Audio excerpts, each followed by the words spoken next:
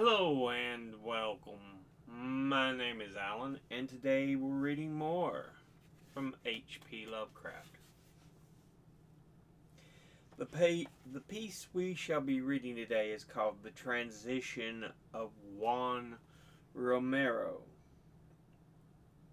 And apparently it did not see publication during Lovecraft's lifetime. So let's jump into this one. This story was written on September the 16th, 1919, but was not published in Lovecraft's lifetime. Probably because he repudiated it in later years and never prepared it for publication.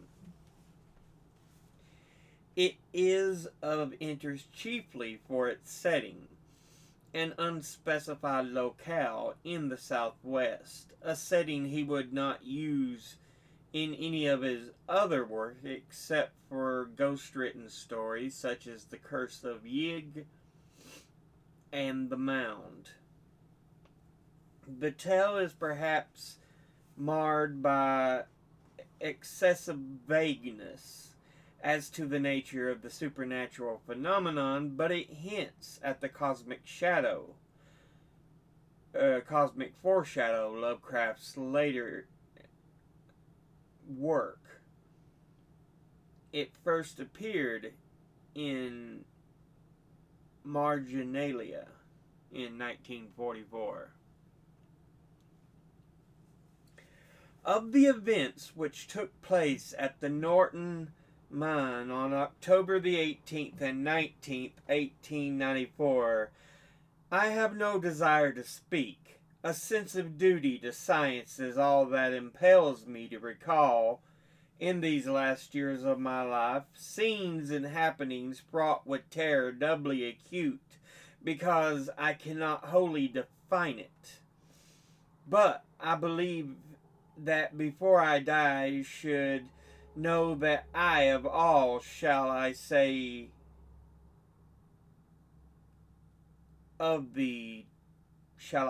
transition of Juan Romero.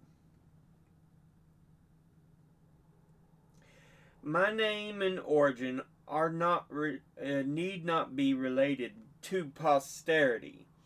In fact, I fancy it is better that they should not be, for when a man suddenly migrates to the States or the colonies, he leaves his past behind him. Besides, what I once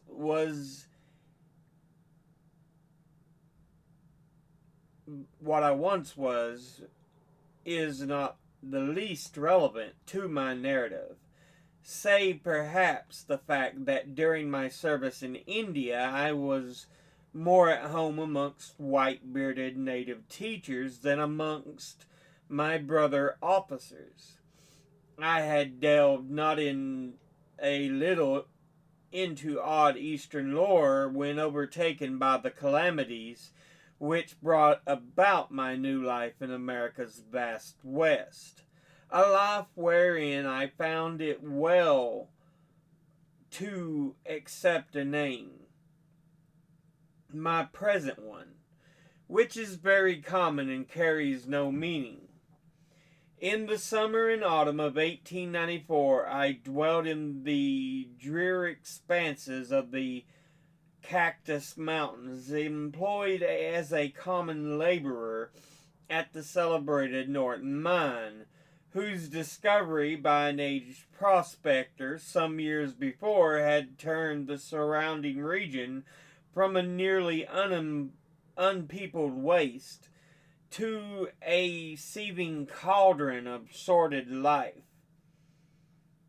A cavern of gold lying deep below a mountain lake had enriched its venerable finder beyond his wildest dreams, and now formed the seat of an extensive tunneling operations on the part of the corporation to which it had finally been sold.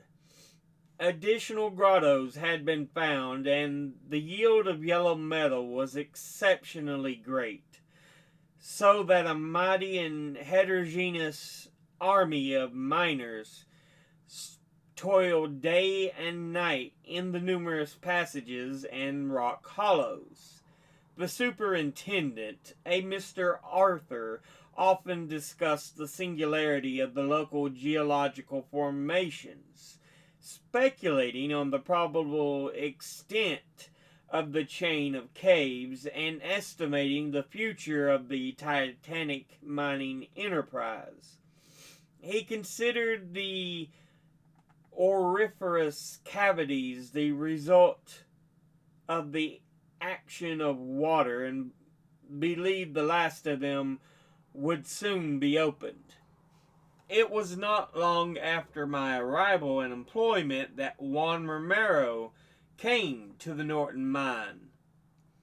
One of a large herd of unkempt Mexicans attracted thither from the neighboring country, he at first commanded attention only because of his features, which, though plainly of the red Indian type, were yet remarkable for their light color and refined conformation, being vastly unlike those of the average greaser or Paiute of the locality. It is curious that although he differed so widely from the mass of Hispanicized and tribal Indians, Romero gave not the least impression of Caucasian blood. It was not the Castilian conquistador or the American pioneer, but the ancient and noble Aztec, whose imagination called to view when the silent peon would rise in the early morning and gaze in fascination at the sun as it crept above the eastern hills, meanwhile stretching out his arms to the orb as if in the performance of some rite whose nature he did not himself comprehend. But save for his face, Romero was not in any way suggestive of nobility. Ignorant and dirty, he was at home amongst the other brown-skinned Mexicans, having come, so I was afterward told, from the very lowest sort of surroundings. He had been found as a child in a crude mountain hut, the only survivor of an epidemic which had stalked lethally by. Near the hut, close to a rather unusual rock fissure, had lain two skeletons newly picked by vultures, and presumably forming the sole remains of his parents. No one recalled their identity, and they were soon forgotten by the many.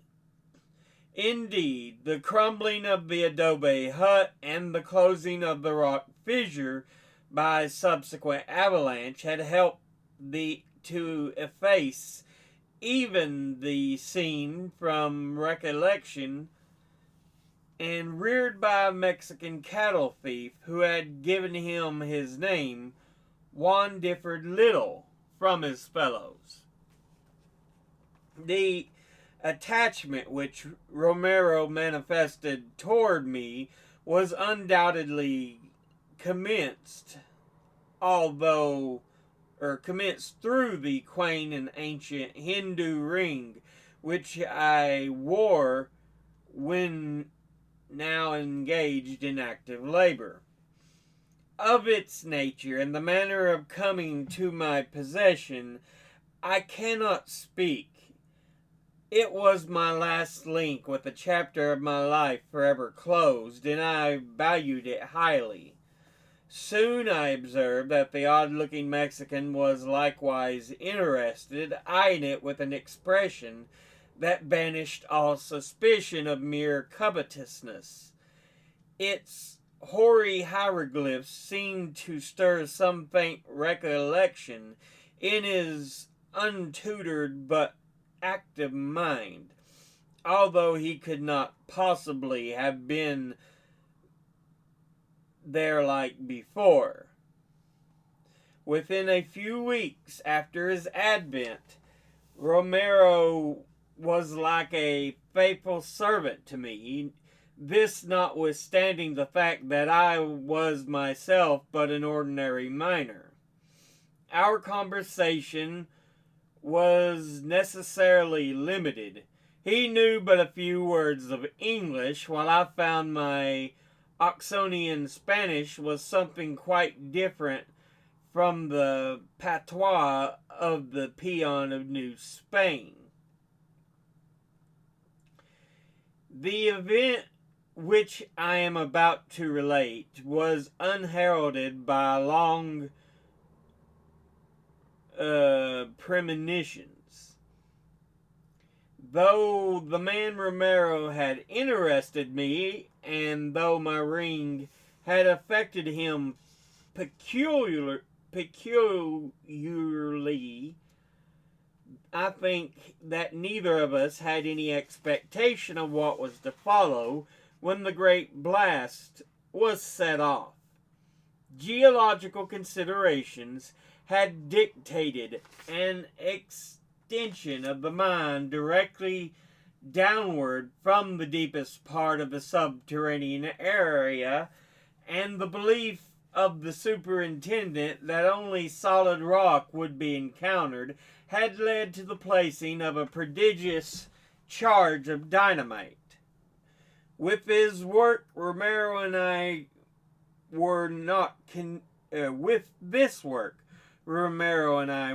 connected, wherefore my first knowledge of extraordinary conditions came from others.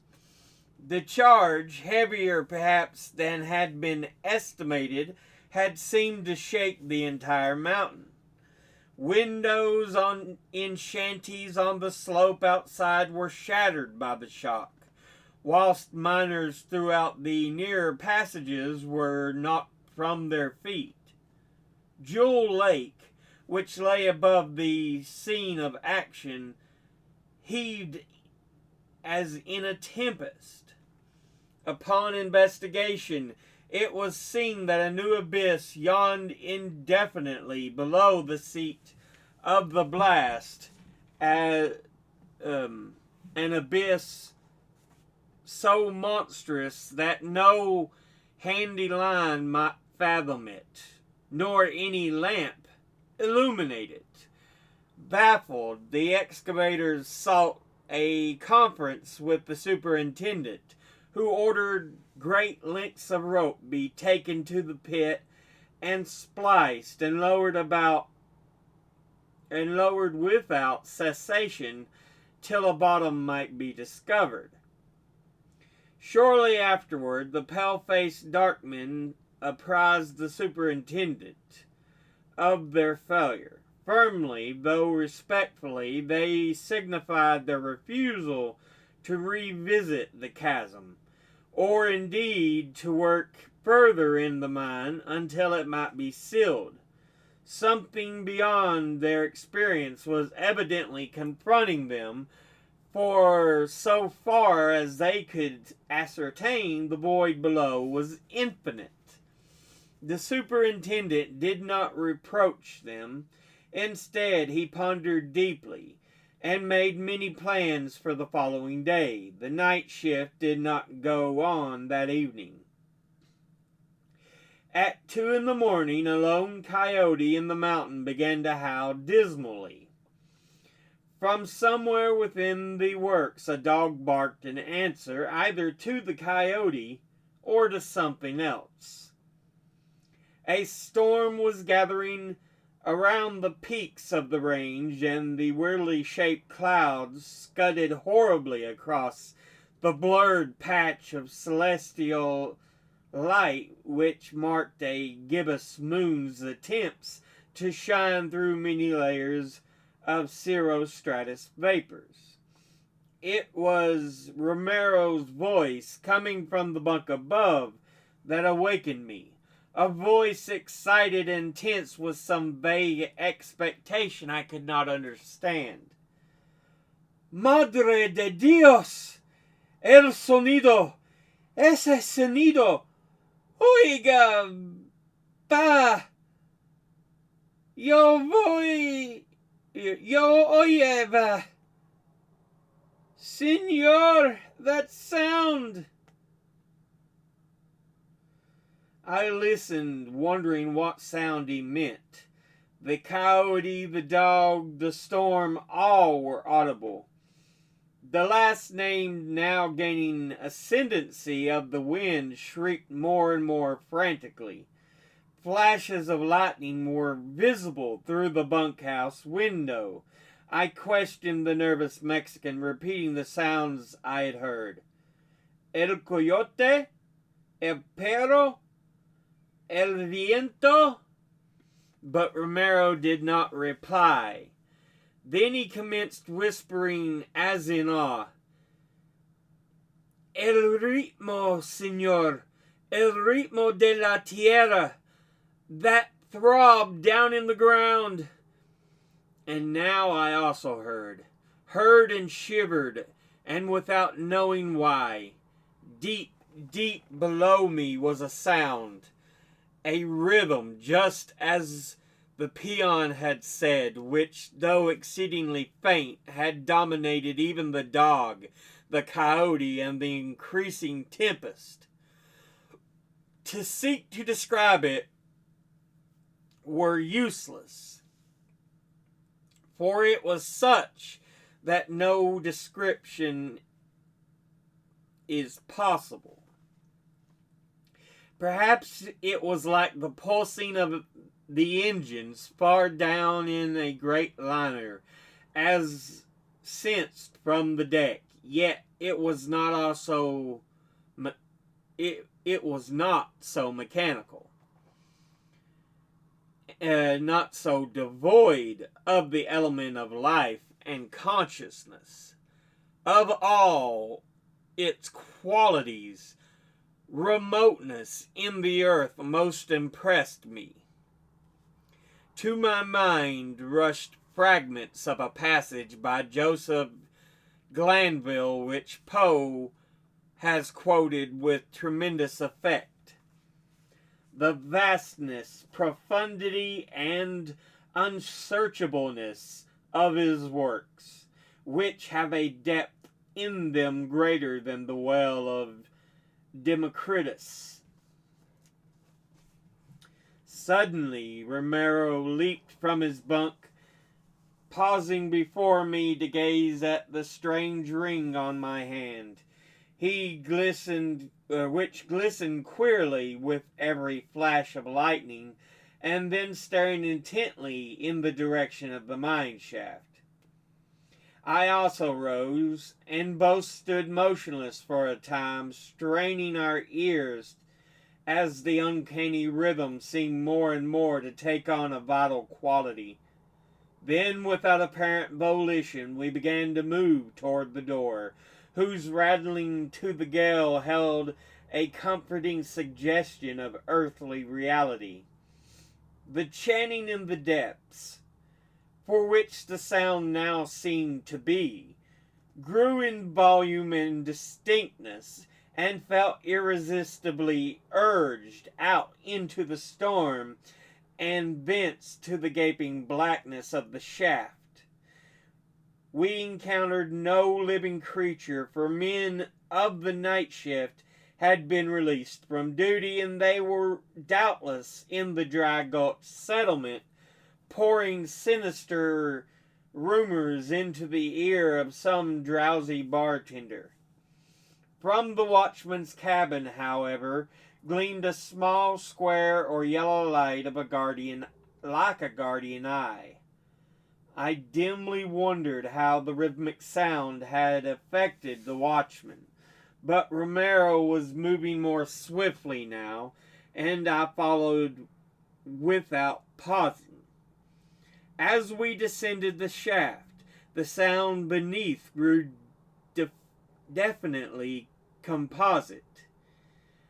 It struck me as horribly like a sort of oriental ceremony, with beating of drums and chanting of many voices.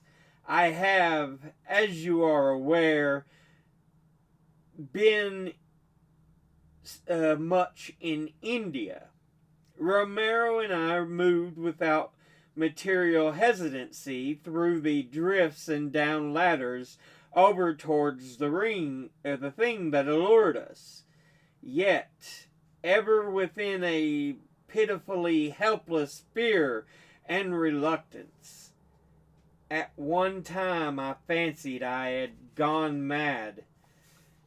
This was when, on wondering how our way was lighted in the absence of lamp or candle, I realized that the ancient ring on my finger was glowing with eerie radiance, diffusing the pallid luster through the damp, heavy air around. It was without warning that Romero, after shambling down one of the many rude ladders, broke into a run and left me alone. Some new and wild note in the drumming and chanting, perceptible but slightly to me, had acted on him in startling fashion. And with a wild outcry he forged ahead unguided in the cavern's gloom. I heard his repeated shrieks before me as he stumbled awkwardly along the level places and scrambled madly down the rickety ladders. And frightened as I was, I yet retained enough of perception to note that his speech, when articulate, was not of any sort known to me. Harsh, but impressive, polysyllables had replaced the customary mixture of bad Spanish and worse English, and of these only the oft-repeated cry, Huitzilopochtli, seemed in the least familiar.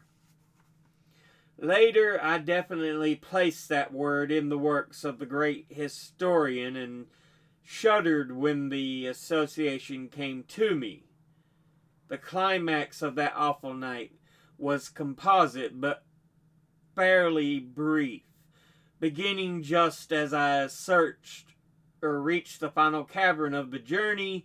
Out of the darkness immediately ahead burst a final shriek from the Mexican, which was joined by the chorus of uncouth sound as I could never hear again and survive.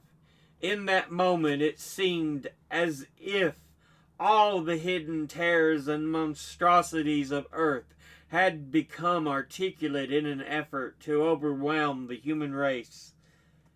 Simultaneously, the light from my ring was extinguished, and I saw a new light glimmering from lower space but a few yards ahead of me. I had arrived at the abyss, which was now redly aglow and which had evidently swallowed up the unfortunate Romero. Advancing, I peered over the edge of the chasm which no line could fathom, and which was now pandemonium of flickering flame and hideous uproar. At first I beheld nothing but a seething blur of luminosity, but then shapes, all infinitely distant, began to detach themselves from the confusion, and I saw, was it Juan Romero? But God, I dare not tell you what I saw. Some power from heaven, coming to my aid, obliterated both sights and sounds in such a crash as may be heard when two universes collide in space. Chaos supervened, and I knew the peace of oblivion. I hardly know how to continue since conditions so singular are involved, but I will do my best, not even trying to differentiate betwixt the real and the apparent. When I awaked, I was safe in my bunk, and the red glow of dawn was visible at the window. Some distance away, the lifeless body of Juan Romero lay upon a table surrounded by a group of men, including the camp doctor. The men were discussing the strange death of the Mexican as he lay asleep, a death seemingly connected in some way with the terrible bolt of lightning which had struck and shaken the mountain. No direct cause was evident, and the autopsy failed to shew any reason why Romero should not be living. Snatches of conversation indicated beyond a doubt that neither Romero nor I had left the bunkhouse during the night, that neither had been awake during the frightful storm which had passed over the Cactus Range.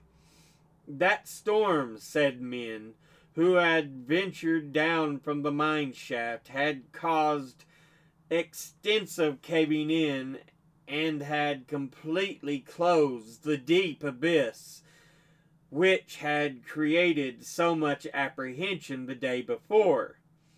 When I asked the watchman what sounds he had heard prior to the mighty thunderbolt, he mentioned a coyote, a dog, and the snarling mountain wind. Nothing more. Nor do I doubt his word. Upon the resumption of work, Superintendent Arthur came on some especially dependable men to make a few investigations around the spot where the gulf had appeared. Though hardly eager, they obeyed, and a deep boring was made. Results were curious. The roof of the void, as seen whilst it was open, was not by any means thick. Yet how the drills of the investigators met that appeared to be a limitless extent of solid rock, finding nothing else, not even gold.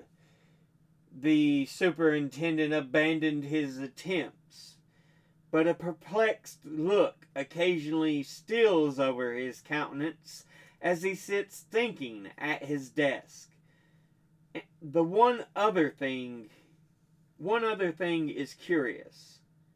Shortly after waking on the morning after the storm, I noticed the unaccountable absence of my Hindu ring from my finger. I had prized it greatly, yet nevertheless felt a sensation of relief at its disappearance. If one of my fellow miners appropriated it, he must have been quite clever in disposing of his booty, for despite advertisements and a police search for the ring, the ring was never seen again. Somehow I doubt if it was stolen by mortal hands, for many strange things were taught me in India. My opinion of the whole experience varies from time to time. In broad daylight and most seasons, I am apt to think the greater part of it a mere dream. But sometimes in the autumn, about 2 a.m, after when winds and animals howl dismally, there comes from inconceivable depths, from a damnable suggestion of rhythmical throbbing. And I feel that the transition of Juan Romero was a terrible one indeed. But yeah, that goes ahead and ends that particular piece. Now, let's go ahead and go back, and there's a couple of footnotes right quick in here.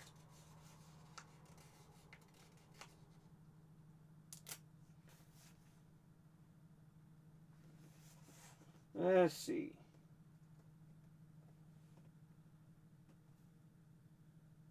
Where was that?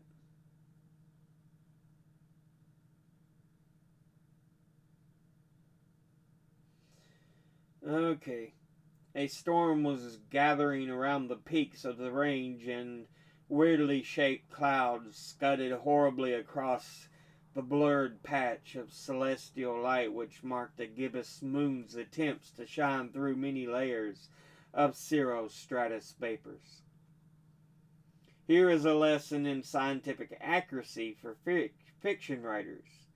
I have just looked up the moon's phases for October of 1894 to find the gibbous moon was visible at 2 a.m. and have changed the dates to fit. So that's interesting. On the next page, they also have a footnote. To my mind rush fragments of a passage in Joseph Glanville, which Poe has quoted with tremendous effect. And that quote is from Motto of a Descent into the Maelstrom.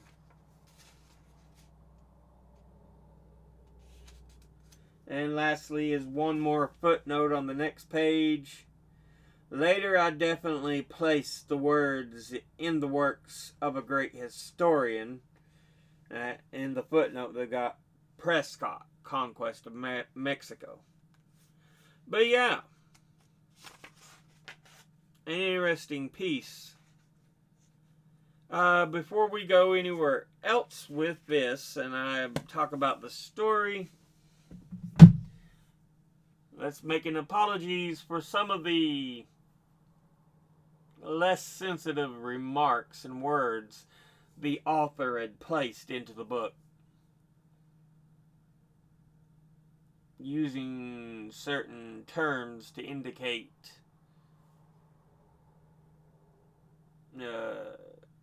Mexican people, brown-skinned people in general. I'm surprised they let the other one be Hindu.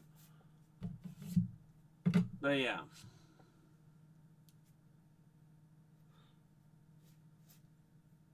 Unless he's just saying he's a white guy who had visited India.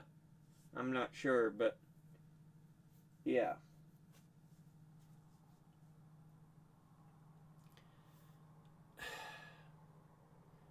As you may or may not know, H.P. Lovecraft had a tendency to be a bit racist, and you could see in the way he some of the a couple of the terms he used to refer to the Mexican individual, Juan Romero. And again, for having to say those, I apologize if some of those words are offensive to you. I know some of them can be, but just reading it as it comes, so. Anyway. So what we have is a mining operation. They dig deep and they uncover a deep hole. They call it a chasm, an abyss. They cannot see the bottom. They cannot figure out how far down the bottom is.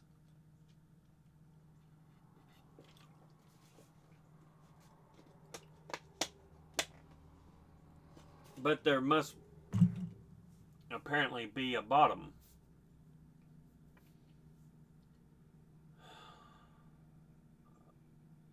Or something happened to Juan Romero.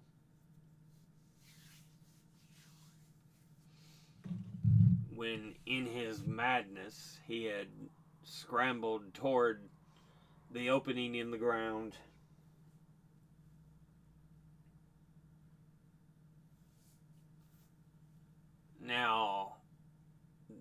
the individual, the stories being told from their perspective, they're saying,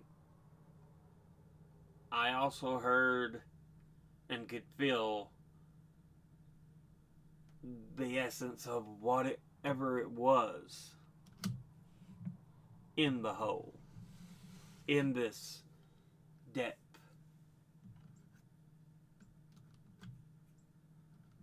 What is there?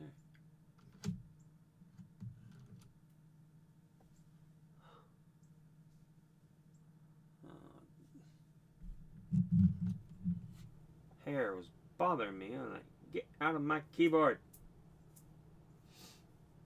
Anyway. Yeah.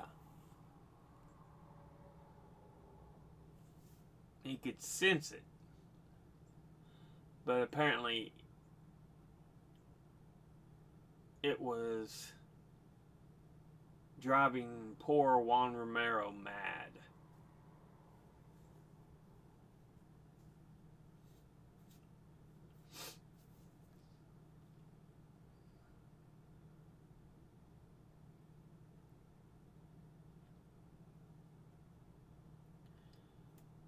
Yeah.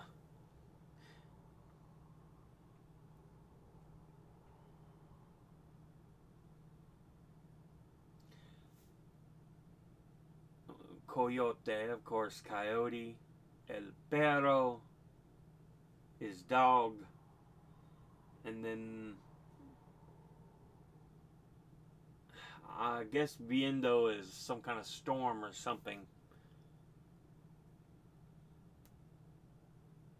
But he said something about el sonido. El sonido. I'm guessing that's the sound.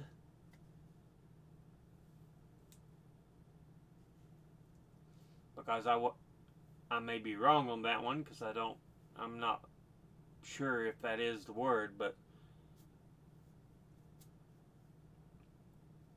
you figure it'd be somewhat similar since Spanish is born of the same base that much of English is. When you get into the Latin-based languages, much of English's base is Latin.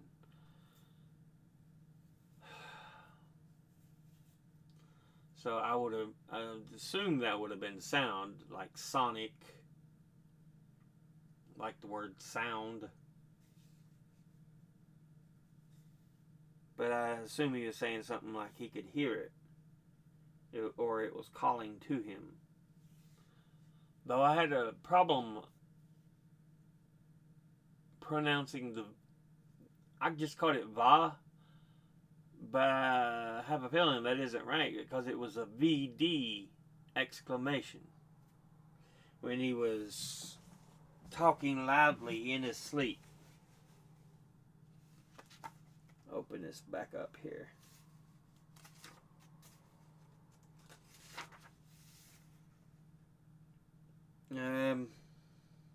Madre de Dios, Mother of God, el sonido, ese sonido. That's why I'm saying it's the sound. That sound.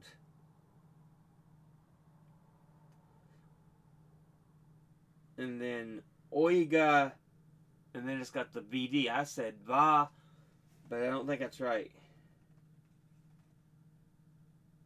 And then it's lo oye, and then the VD. Again, I said va, but I don't think that's right either.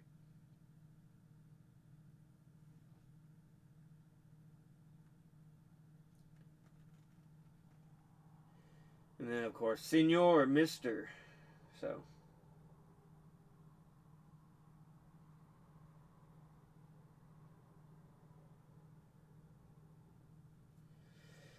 And then he goes, that sound. That's also a clue that el sonido is something about the sound.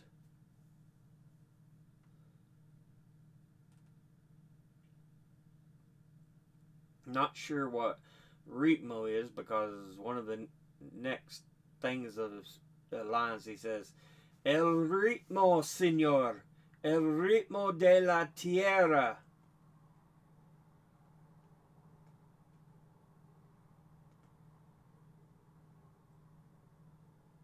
And then he goes, that throb down in the ground. So I guess ritmo is like a pulse or throb. And I would assume tierra to be ground, because it's kind of like the word terra, or earth.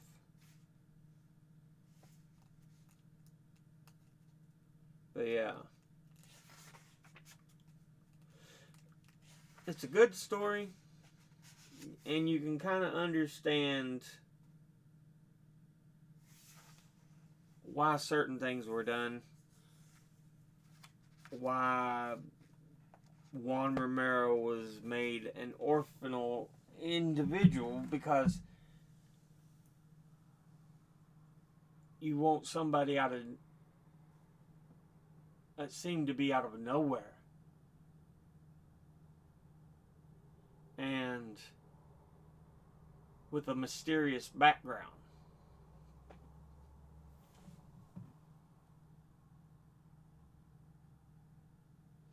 Because he was born around a fissure in the ground.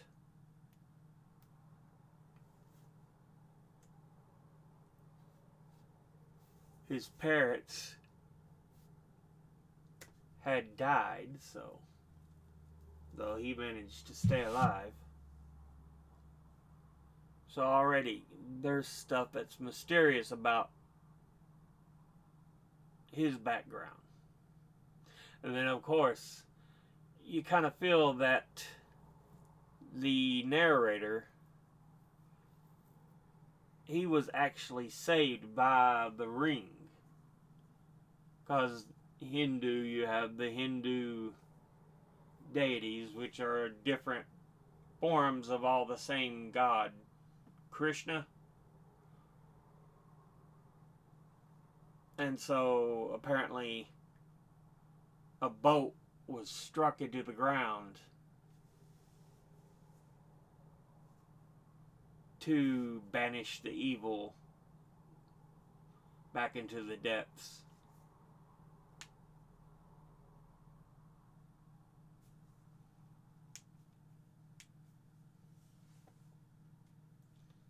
So apparently it had more effect to it than even he had known. So it's an interesting piece. But we'll go ahead and end this episode here. It's already been 43 minutes.